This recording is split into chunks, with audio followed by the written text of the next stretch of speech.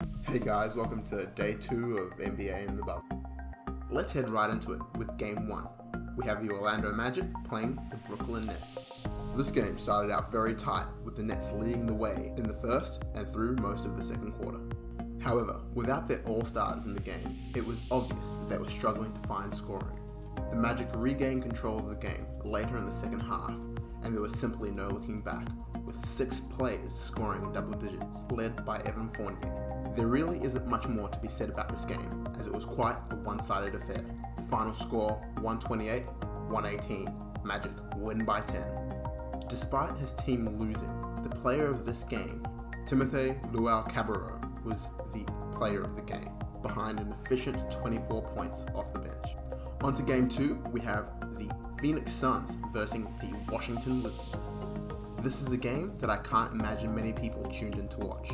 Both teams have an uphill battle in front of them to be able to make it into the playoffs for the pleasure and glory of being able to lose to the Bucks or the Lakers in the first round.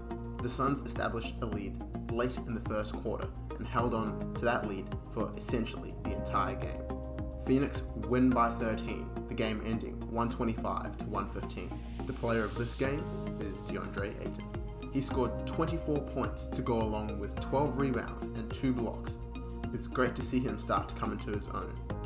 It should also be noted that Jerome Robinson really showed out off the bench with 20 points on the night. Now we get into the more interesting games of the night.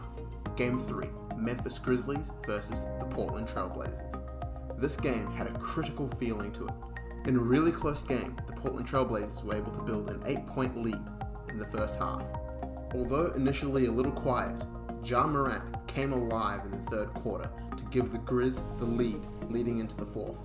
Jaren Jackson Jr. put on a scoring clinic to start the fourth quarter to grow Memphis's lead. Not to be outdone, the Trailblazers were able to chill away at the lead behind great play from Carmelo Anthony and CJ McCollum, who ends the night with 33 points.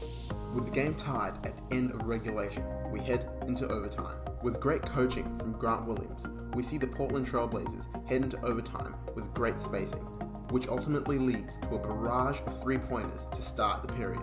Combined with veteran poise, the Grizzlies were unable to mount a comeback, and the game ends 140-135.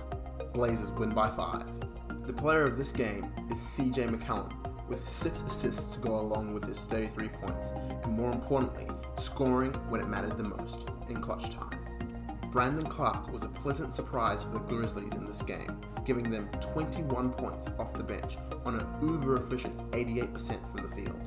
As players work their way back into the swing of things, they're making lazy plays, which ultimately leads to an incredibly high number of fouls. This game, we saw 62 fouls called. This is something I'm really hoping does not persist for too much longer in the bubble.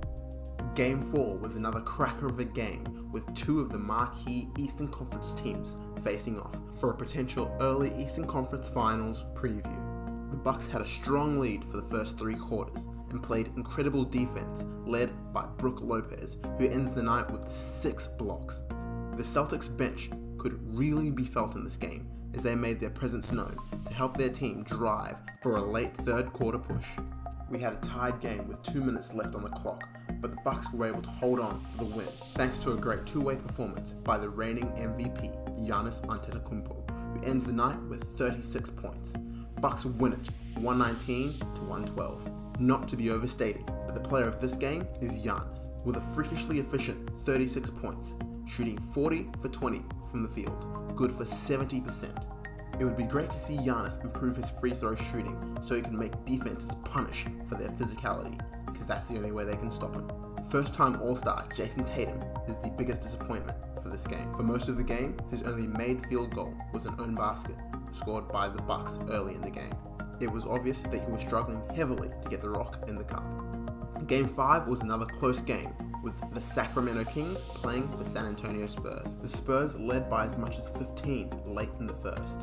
However, they simply had no defensive answer for De'Aaron Fox, who was good for a huge 39 points on the night to keep the Kings in it, along with other solid performances by their other starters. The difficulty for the Kings, however, came from poor bench production, with the Spurs bench outscoring the Kings bench by 21 points. With a tight game going into crunch time, the Spurs locked down the Kings with an incredible defensive effort, getting stop after stop while converting their own buckets on the other end.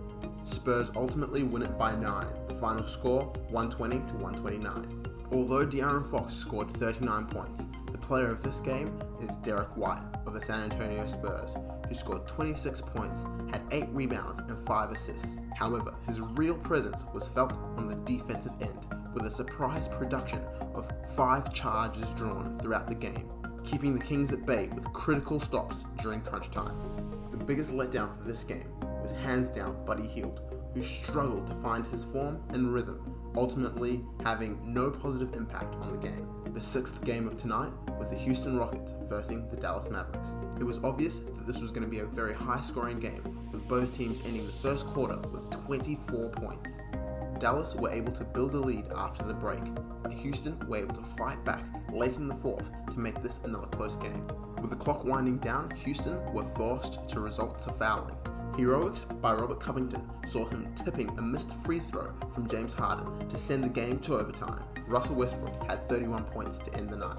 However, his presence was felt most critically on the defensive side of the ball. He was an absolute pest with 4 timely deflections early in OT to disrupt the Dallas offense. The Mavericks have struggled to close out overtime games this season, and this game was no exception.